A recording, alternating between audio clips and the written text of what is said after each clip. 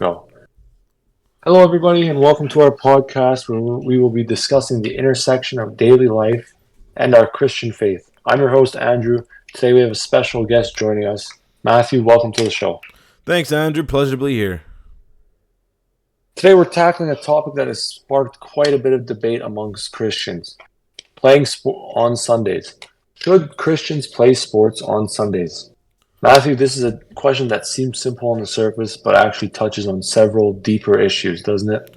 Absolutely, Andrew. At first glance, it might seem like we're just talking about a choice between attending church and participating in a sports event. But in reality, this question encompasses aspects of theology, community, family life, and understanding of the Sabbath. Exactly. Now let's start with the theological perspective. What does the Bible say about keeping the Sabbath and how that might relate to playing sports on Sundays? While the concept of Sabbath is rooted on the Old Testament, in Exodus 28:11, we're commanded to remember the Sabbath day to keep it holy. The day of rest is modeled after God's own rest on the Sabbath day of creation. Traditionally for Jews, the Sabbath is Friday evening to Saturday evening. However, Christians generally observe Sunday as the Lord's Day in recognition of Jesus' resurrection. So, Matthew, how does this translate to our modern practice, specifically regarding the NFL and how they always play on Sundays?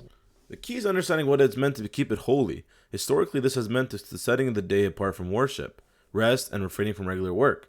But applying this to modern activities like sports can be challenging.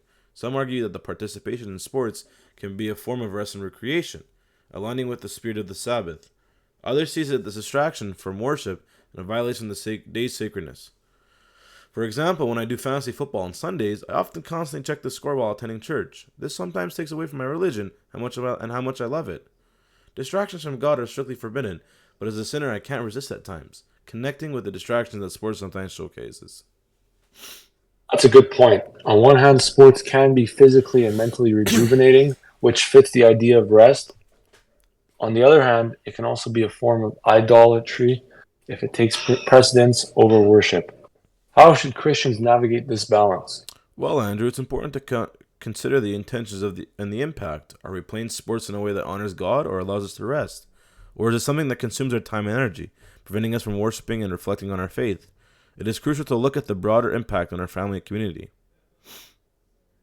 Matthew, what do you think of Robert Wagamise's Indian horse and how it could relate to our topic? Well, Wagamise did a great job explaining his journey to become a hockey player. As we know, he doubted the will of God due to the horrible teachings of the residential schools. Although he found peace in hockey, which ultimately distracted him and taught him valuable lessons in life. He then proudly acknowledged the love from team bonding, which is a Christian aspect that is taught in the Bible. That brings us to another important aspect, community and family life. Sundays are often for families to come together and for communities to worship. How does participating in sports affect these dynamics? Community and family are central to Christian life. When sports schedules conflict with church services, it can create tension. Families might find themselves divided between supporting their children's activities and attending church together. The division can weaken the sense of unity and shared faith within the family. Now, Andrew, do you think Muscular Christianity by James A. Matheson relates to sports being played on Sundays? Great question. I can definitely see a connection between our central idea and Matheson's muscular Christianity. Both muscular Christianity and proponents of Sunday sports emphasize character building. Participating in sports can be seen as an extension of virtues promoted by muscular Christianity, such as discipline, teamwork, and perseverance. Also, developing sports programs within religious organizations that emphasize both athletic and spiritual development, reflecting on the principles of muscular Christianity. The YMCA historically embodies this approach by integrating physical fitness with Christian values. Going back to Going back going back to what you originally said, it seems like there's a need for balance. How can families navigate this without feeling guilty or overburdened? communication and intentional planning are key. Families can have open discussions about the priorities and the importance of worship.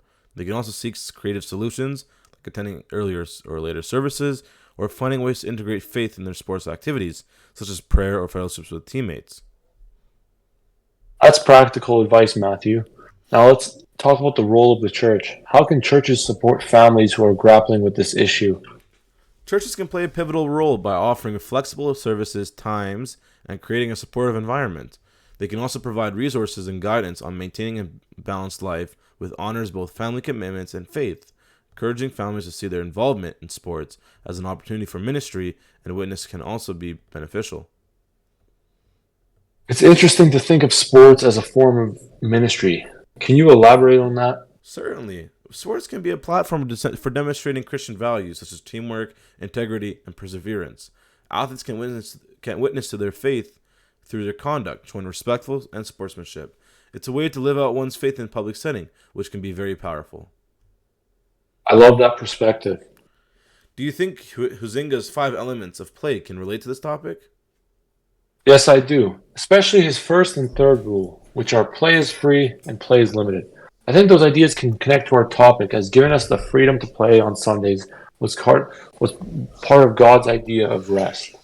Play being limited also adds to playing sports on Sundays, as it is usually a time where we have time to enjoy sports, whereas during the week we may not have that much time to play. Shifting the focus a bit, let's consider the cultural context in today's society. There's a strong emphasis on achievement and success, often measured by participation in activities like sports. How does this cultural pressure intersect with our faith? Cultural pressures can make it challenging to prioritize faith over activities. There are pervasive belief that success in sports or extracurriculars is essential for a child's development and future opportunities. While these activities are valuable, they should not overshadow the development of one's spiritual life and values. So, how can parents help their children navigate these pressures? Parents can model a balanced approach, showing that while sports are important, they are not the ultimate goal. They can emphasize that our worth is found in Christ, not in our achievements. Encouraging children to participate in both church and sports can teach them about setting priorities and managing time effectively. That's wise. As we wrap up, Matthew, what final thoughts would you like to share with our listeners on this topic?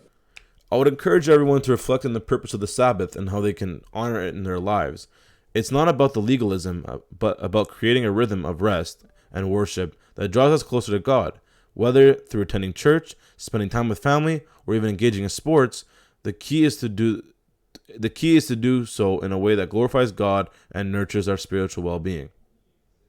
Thank you, Matthew. This has been a thoughtful and enriching discussion. Well, thank you, Andrew. It's been a pleasure discussing this important topic. Well, we appreciate you guys listening to our podcast. We hope you enjoyed it and learned something. Thank you, and have a good night.